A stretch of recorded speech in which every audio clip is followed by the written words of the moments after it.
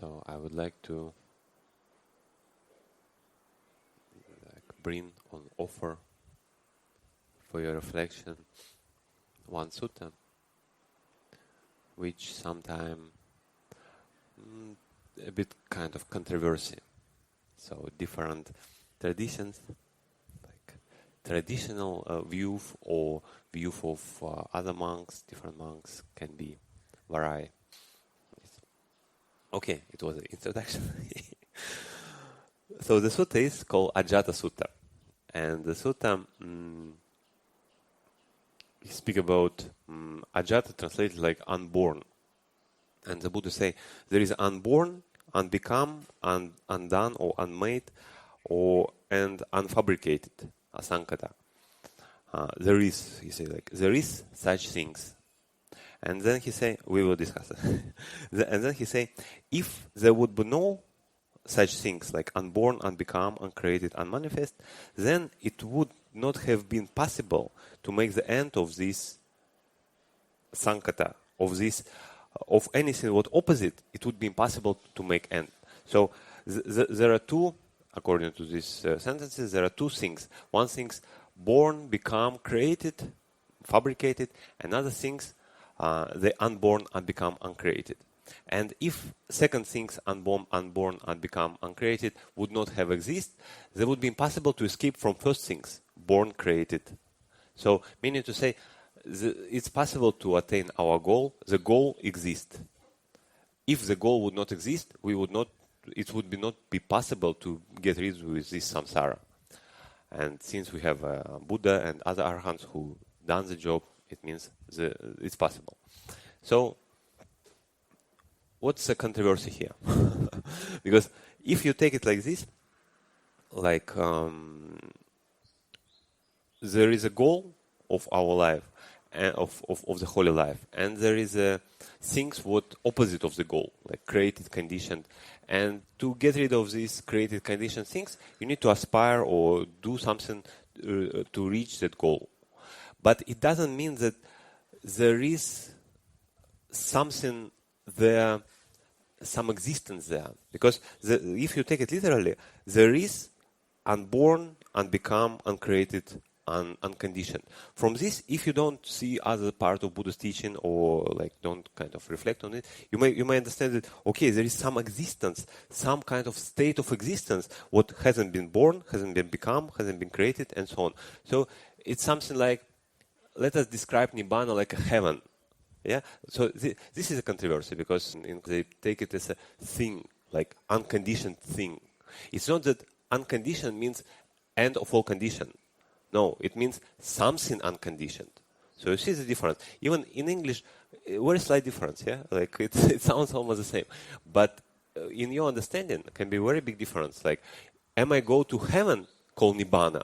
Or am I really try to get rid of all suffering? And that would be called Nibbāna. So there's no such things as Nibbāna as a thing. Just Nibbāna is the absence of things. So when you would reach it, please share what's the reality. But according to the suttas, what I don't know, I studied and other monks studied, it seems like the Buddha mainly point out to not a thing, but to how to get rid of suffering. And he called Nibbāna as ultimate sukha, ultimate happiness. It's not that you would feel some happiness there. It's just that everything what you feel here, even pleasant sensation, unpleasant sensation, it's still dukkha. And Nibbāna is absence of this. So, I mean, it's subtle. Just sometimes we kind of little bit tend to forget that when the Buddha speak about bhava, becoming or existence, and he speak about bhava tanha, the desire or craving for existence. And this is so subtle. On the more obvious level, we may understand that, oh, I just want to exist happily, or I want to exist like this, or I want to exist like that. But it's on the surface level. Actually, deepest level, it's just, I want to exist, full stop. So, I want to exist in general, desire to exist. I mean, who don't want this? It's like, it's like fundamental what we tend to experience our experience, whatever we may hear, smell, taste, or something like this. So we like things or dislike things, or we, in general, the sense of like I'm sitting here, yeah, you're sitting there. So it's kind of have this base or foundation in existence, in desire to exist. So, but Buddha speak about absence of this. So there is no, for Arahant, there is no desire for existence. So for him, it's, yeah, of course, he would continue his work, like Buddha did, for example. He preached the Dhamma a lot. But, like, question, to be or not to be, would not come to this mind. For him, it's just natural continuation of previous condition, and it just kind of going according to momentum. Then when momentum finish, that's it. The flame, the fire is gone, and it will not come back. So if we deeply think about this, we may question, do I really want it? I mean, like, only way why person may want it, because he really observe everything, investigate everything, and understand there's nothing except dukkha is in this samsara. But this, like, I don't know, newborn baby would never figure out, yeah, who just enjoy, oh, what's a nice flower, what's a nice sun, what's a nice this. What is, you try to explain to him about Bhavatanha, he said, look at him, what are you speaking about? And I mean, not only babies, like most of the people, yeah, it's just all the samsara, all the world go to the direction that we want to be. This is fundamental. You even, I don't know, if I would hear it in Russia somewhere, even in my maybe 20 or 25th, I would take it as a kind of, I don't know, crazy ideas. Why even people would not want to exist? So again, it's nothing, maybe for now, since we still have this, we have more subtle, more gross defilement to work with, like raga, dosa, moha, or anger, or these kind of things. But it's always good to keep in mind that this kind of, when the Buddha speak about not born, not become, not created, not manifested, it's about something really subtle. And they say, Nibbāna, it's a cessation of becoming. So there will be no becoming anymore.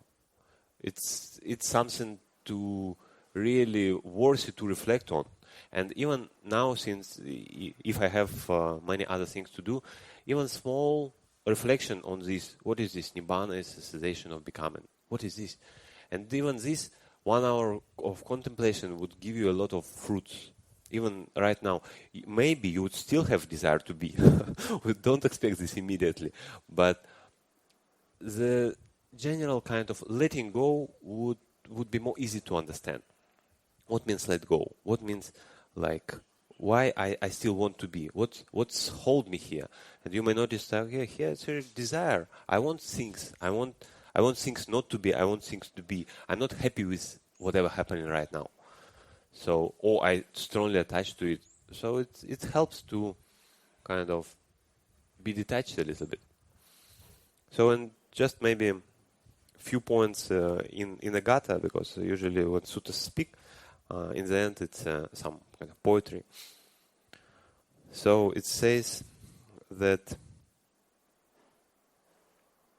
interesting sentence. It say that the combination of aging and death, and they speak about born, created, or becoming, and the abode or nest of disease and the fragility.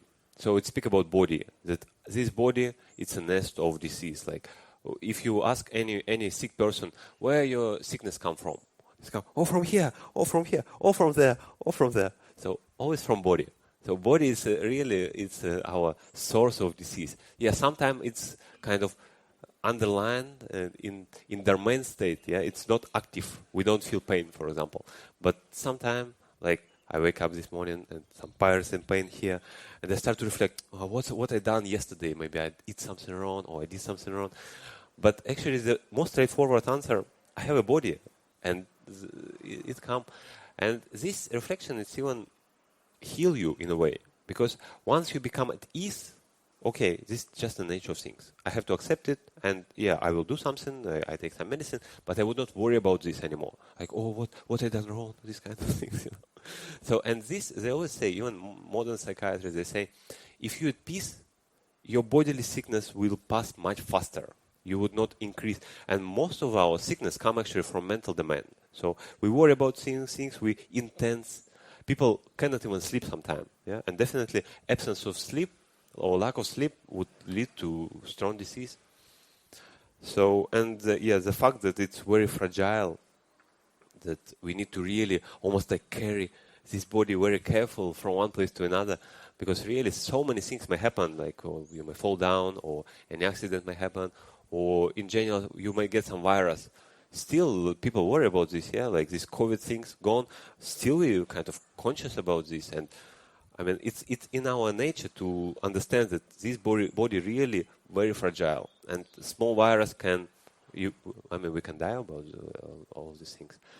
So again, it doesn't mean that we need to be negligent and don't worry, don't kind of care about healthcare and something like this. But just reflecting on this, we would be not surprised when these things happen. It's not like, how it happened? No, it happened again. Yeah. And also, interesting thing that he says that the body and mind, especially, the body originate in food and led by craving, and how you can kind of delight in it or indulge, maybe delight in it. So if we see the body, especially if you like some person, if you like very infatuated with opposite gender person, and when you see and when you reflect, okay, like this body just originated by food. The person eat, and this body grow and so on. And it's led by craving. So whatever body move, most of the time, it's motivated by craving or desire. So if there would be, we see the more calm people, they're more like less agitated. Of course, they're moving, but like if we observe our normal bodily activity within the day, most of the activity motivated by desire. There's no very little activity was motivated by something else. In average person, I mean, of course, for arahants or for spiritually mature people, it's totally different. And once you reflect on this, you see, okay, this body made by food and motivated by desire. And the Buddha say, how you can delight in this body? Yeah, I mean, nice to see a food when it's not yet in your body, but when you understand that your body made of food, I mean, it's not very nice body. It's not that wonderful object what you really delight in. And also to realize that this person or body motivated by craving, I mean, I also do this, I also motivated by craving. But usually we see kind of mistakes of others much more obviously. Say, oh, he's motivated by craving, yeah. You forgot that I also motivated by craving. But still, like, again, reflection on this, it can help not to be infatuated with this body, with my body, and with other body as well. So kind of, again, sense of detachment. Yeah, and again, all these tools, what Buddha give us, they just kind of help us to go to the goal, to lead there, to move there.